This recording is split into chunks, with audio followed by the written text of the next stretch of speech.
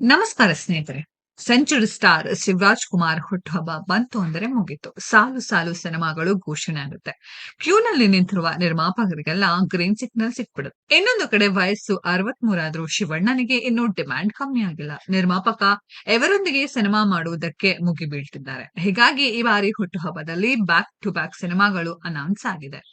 ಶಿವಣ್ಣ ಕಾಕಿ ತೊಟ್ಟು ತೆರೆ ಮೇಲೆ ಕಾಣಿಸಿಕೊಂಡಿದ್ದು ಕೆಲವೇ ಸಿನಿಮಾಗಳು. ಆದರೆ ಆ ಸಿನಿಮಾಗಳಿಗೆ ಒಳ್ಳೆಯ ರೆಸ್ಪಾನ್ಸ್ ಸಿಕ್ಕಿದೆ. ಅವರ ಅಭಿಮಾನಿಗಳಿಗೆ ಶಿವಣ್ಣ ಹೀಗೆ ವಿಭಿನ್ನ ಪಾತ್ರಗಳನ್ನ ಮಾಡಬೇಕು ಎಂಬ ಆಸೆ.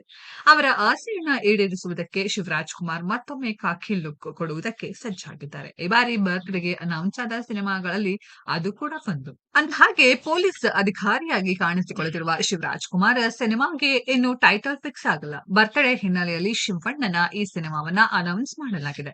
ಆದರೆ ಸಿನಿಮಾ ಯಾವಾಗ ಸೆಟ್ ಇರುತ್ತೆ, ಯಾವಾಗ ರಿಲೀಸ್ ಆಗುತ್ತೆ, ಶಿವಣ್ಣ ಜೊತೆ ಯಾವೆಲ್ಲ ಸ್ಟಾರ್ಗಳು ಇರ್ತಾರೆ ಅನ್ನೋ ಮಾಹಿತಿ ಮುಂದಿನ ದಿನಗಳಲ್ಲಿ ಗೊತ್ತಾಗಬಹುದು. ಇದೊಂದು ಮರ್ಡರ್ ಮಿಸ್ಟ್ರಿ ಶೈಲಿಯ ಕತೆ ಎಂದು ಸಿನಿಮಾ ತಂಡ ಹೇಳ್ಕೊಂಡಿದೆ. ಈ ಸಿನಿಮಾದಲ್ಲಿ century star Shivaraj Kumar police sub inspector ಪಾತ್ರದಲ್ಲಿ ಕಾಣಿಸಿಕೊಳ್ತಿದ್ದಾರೆ. ಇದೊಂದು ಬಿಗ್ ಬಜೆಟ್ ಸಿನಿಮಾ ಆಗಿದ್ದು ಮತ್ತೆ ಕಾಕಿತೊಟ್ಟ ಶಿವಣ್ಣನನ್ನ ತೆರೆ ಮೇಲೆ ನೋಡಬಹುದಾಗಿದೆ. ಬಾಲಾಜಿ ಮಾಧವನ್ ಎಂಬುವವರು ಈ ಸಿನಿಮಾವನ್ನ ನಿರ್ದೇಶನ ಮಾಡ್ತಿದ್ದಾರೆ. ಇನ್ನು ಈ ಸಿನಿಮಾ ಇದೇ ವರ್ಷದ ಕೊನೆಯಲ್ಲಿ ಆರಂಭ ಆಗುವ ಸಾಧ್ಯತೆ ಇದೆ. ಮುಂದಿನ ವರ್ಷದ ಕೊನೆಯಲ್ಲಿ ಸಿನಿಮಾ ರಿಲೀಸ್ ಆದರೂ ಆಗಬಹುದು. ಸದ್ಯ Shivaraj Kumar back to back ಸಿನಿಮಾಗಳಲ್ಲಿ ಬ್ಯುಸಿ ಆಗಿದ್ದಾರೆ. ಕನ್ನಡದ ಜೊತೆಗೆ ಪರಭಾಷೆಯ ಚಿತ್ರರಂಗದಿಂದಲೂ ಬೇಡಿಕೆ ಇರುವುದರಿಂದ ಶಿವಣ್ಣ ಯಾವ ಸಿನಿಮಾಗೆ ಯಾವಾಗ ಡೇಟ್ ಕೊಟ್ಟಿದ್ದಾರೆ ಅನ್ನೋದು ಮುಂದಿನ ದಿನಗಳಲ್ಲಿ ಗೊತ್ತಾಗಬೇಕಿದೆ.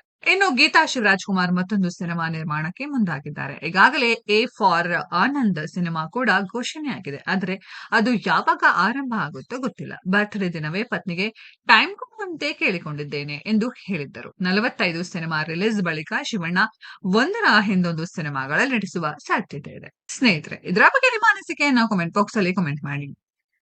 ಈ ವಿಡಿಯೋ ಇಷ್ಟ ಆಗಿದ್ರೆ ಲೈಕ್ ಮಾಡಿ, ಶೇರ್ ಮಾಡಿ, ಚಾನೆಲ್ ನ ಸಬ್ಸ್ಕ್ರೈಬ್ ಮಾಡಿ, ಪಕ್ಕದಲ್ಲಿ ಇರೋ ಬೆಲ್ ಐಕಾನ್ ನ ಹಿಟ್ ಮಾಡಿ. ಮುಂದಿನ ವಿಡಿಯೋದಲ್ಲಿ ಭೇಟಿಯಾಗೋಣ. ಧನ್ಯವಾದಗಳು.